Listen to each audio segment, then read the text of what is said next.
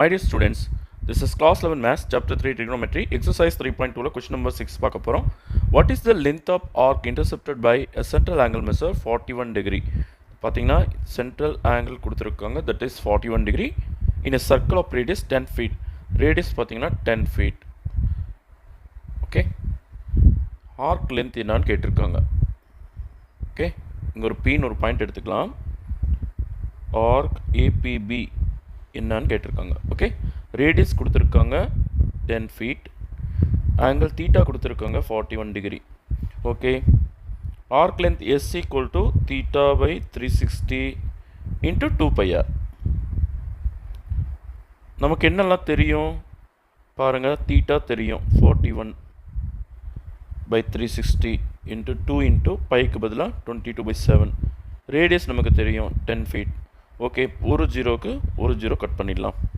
Then 1 2 is 2, 18 2s are 36, again 11 2s are 22, 9 2s are 18. So மேலே வந்து 41 into 11, கீழே 9 into 7 63 வந்துடும். ஓகே, 41 into 11, 11ஆல் மல்டிப்ளை பண்ணுறதுக்கு ஒரு ட்ரிக்ஸ் இருக்குது. 4ம் 1ம் கொஞ்சம் தள்ளி போட்டுடுங்க, 4ஐயும் 1ஐயும் ஆட் பண்ணி நடுவில் போட்டுருங்க. 4 + 1 5. ஓகே, ஸோ இது வந்து 451/63 கிடைக்குது.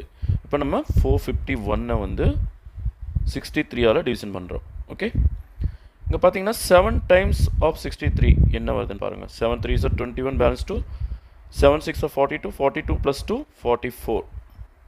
ஸோ 7 times of 63 வந்து 441. 1ல் 1 கழிச்சா 0, 5 - 4 1.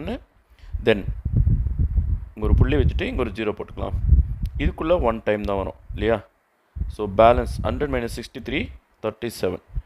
இப்போ இங்கே இன்னொரு 0 போட்டோம்னாலும் 63 எத்தனை டைம்ஸ் வரும் பாருங்கள், ஒரு 6 டைம்ஸ் வரும்னு பார்க்கலாம். 6 × 63, 6 3s are 18, பேலன்ஸ் 1, 6 6 are 36, 36 + 1 37. கொஞ்சம் அதிகமாக வருது.